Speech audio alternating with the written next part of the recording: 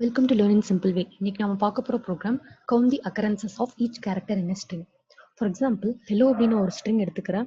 இதுல ஹெச்ங்கிற கேரக்டர் எவ்வளோ time present ஆயிருக்கு, ஈங்கிற கேரக்டர் எவ்வளோ டைம் ப்ரெசென்ட் ஆயிருக்கு, எல்ங்கிற கேரக்டர் எவ்வளோ டைம் ப்ரெசென்ட் ஆயிருக்கு, ஓங்கிற கேரக்டர் எவ்வளோ டைம் ப்ரெசென்ட் ஆயிருக்கு அப்படிங்கிறதா இந்த ப்ரோக்ராம். ஸோ அதுக்கு முன்னாடி டிக்ஷனரி அப்படின்னா என்னன்னு தெரிஞ்சிருக்கணும். ஸோ டிக்ஷனரிங்கிறது பைத்தான்ல இருக்க ஒரு ஃபீச்சர். அது என்ன அப்படின்னா கீ வேல்யூ பேர் அப்படின்னு சொல்றாங்க. ஸோ அதை கர்லி பிரேசஸால ரெப்ரசென்ட் பண்றாங்க. ஃபார் எக்ஸாம்பிள் நான் டிக்ட் ஈக்குவல் டு எம்டியா ஒரு டிக்ஷனரி இன்ஸ்லைஸ் பண்ணிட்டேன். ஸோ நான் தான் அதுக்கு கீ வேல்யூ பேர் செட் பண்ணும். So dict of A equal to 1 அப்படின்னு நான் செட் பண்ணிக்கிறேன். இதுல ஏங்கிறது தான் கீ, 1ங்கிறது வேல்யூ. ஸோ அதை நான் இது பிரிண்ட் பண்ணி பார்க்குறேன். ஸோ ஏ இஸ் டு 1 அப்படின்னு பிரிண்ட் ஆயிடுது. இதேவே நான் இன்னொன்று இன்ஸ்லைஸ் பண்ணோம் அப்படின்னா டிக்ட் ஆஃப் 1 ஈக்குவல் டு 4 அப்படின்ட்டு செட் பண்ணிக்கிறேன். இதுல கீங்கிறது 1, வேல்யூங்கிறது 4. So A1 1:4. ஸோ இதுதான் டிக்ஷனரி. ஸோ இந்த கான்செப்ட் தான் ப்ரோக்ராம்ல யூஸ் பண்ணியிருக்கேன். ஃபர்ஸ்ட் யூசர் கிட்ட இருந்து ஸ்ட்ரிங்கை கெட் பண்ணிக்கிறேன். சேம் ஹலோ அப்படின்ட்டு ஒரு ஸ்ட்ரிங் கெட் பண்ணிக்கிறேன். நெக்ஸ்ட் டிக்ட் ஈக்குவல் டு எம்டியா நான் இன்ஸ்லைஸ் பண்ணியிருக்கிறேன். Next for i in string. இப்போ ஃபார் ஐ இன் ஸ்ட்ரிங் அப்படின்னா ஃபர்ஸ்ட் கேரக்டர் எடுத்துக்கும். அப்போ ஹெச்.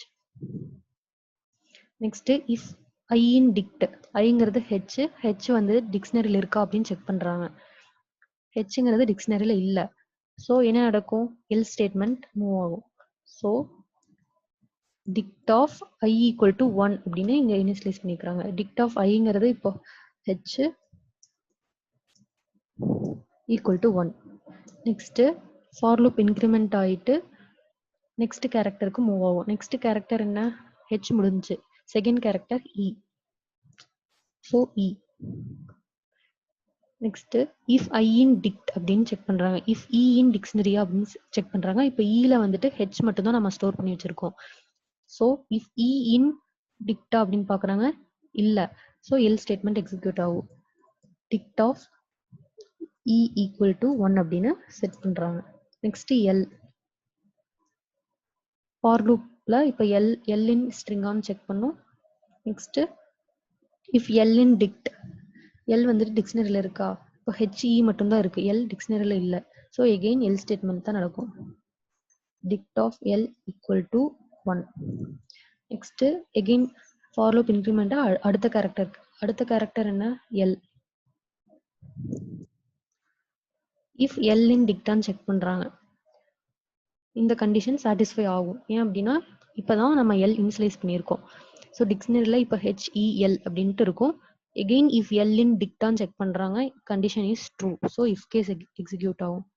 என்ன நடக்கும் அப்படின்னா dict of L equal to dict of L plus 1.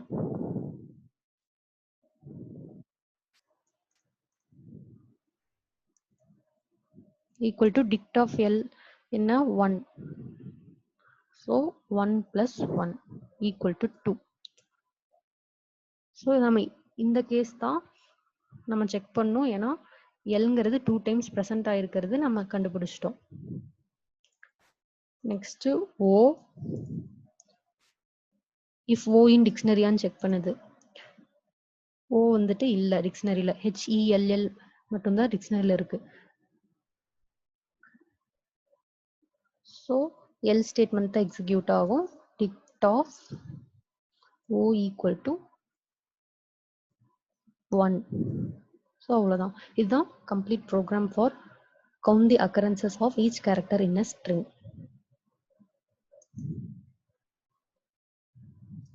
So நம்ம எக்ஸிக்யூட் பண்ணி பார்க்கலாம்.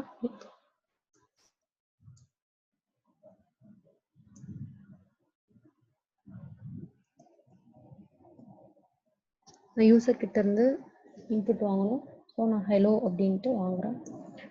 ஸோ ஹெச் 1 டைம் ப்ரெசென்ட் ஆயிருக்கு, இ 1 டைம் ப்ரெசென்ட் ஆயிருக்கு, எல் 2 டைம்ஸ் ப்ரெசென்ட் ஆயிருக்கு, ஓ 1 டைம் ப்ரெசென்ட் ஆயிருக்கு. ஸோ இந்த வீடியோ உங்களுக்கு பிடிச்சிருந்துச்சுன்னா லைக் பண்ணுங்க, ஷேர் பண்ணுங்க, சப்ஸ்கிரைப் பண்ணுங்க. தேங்க்ஸ் ஃபார் வாட்சிங் த வீடியோ.